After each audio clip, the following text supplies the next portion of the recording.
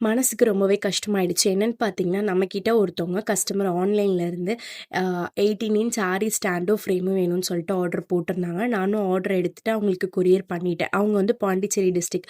Government holidays நெறையா இருந்தனால என்ன பண்ணிட்டாங்கன்னா, கொரியர்ல இந்த ஸ்டாண்ட வந்து டேமேஜ் பண்ணிட்டாங்க. அவங்க எனக்கு கால் பண்ணிட்டு, "இது மாரி ஸ்டாண்ட் டேமேஜ் ஆயிடுச்சு" அப்படின்னு சொல்லிட்டு ஃபோட்டோ பிக்லாம் அனுப்பிச்சிருந்தாங்க. நான் கிட்டத்தட்ட 50+ கொரியர் போட்டிருக்கேன். இன்ன வரைக்கும் இப்படி ஆனதே கிடையாது. எனக்கு இந்த சிச்சுவேஷன எப்படி ஹேண்டில் பண்ணணும்னே தெரியல. அதுக்கப்புறம் சரி பரவால்ல, திருப்பி எனக்கு அந்த ஸ்டாண்ட போட்டு விடுங்கன்னு சொல்லிட்டு நானும் செக் பண்ணி பார்த்தேன். இது ரொம்பவே டேமேஜா இருந்துச்சு. இத ரீப்ளேஸே பண்ண முடியாது.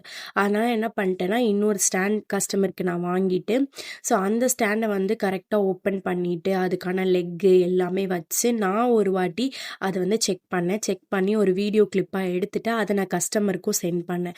கஸ்டமருக்கு சென்ட் பண்ணி, கஸ்டமர் அந்த வீடியோவ வந்து ஓகே பண்ணதுக்கப்புறம் தான் உங்களுக்கு போடணும்னு சொல்லிட்டு, தனித்தனியா லெக்லயும், ஃப்ரேம்லயும் தனித்தனியா செல்லோ டேப் ஒட்டிட்டு, பார்சல் பேக்கேஜிங்லயும் ஹேண்டில் வித் கேர் அப்படின்னு சொல்லிட்டு தமிழ் அண்ட் இங்கிலீஷ் 2த்துலயுமே எழுதினேன்.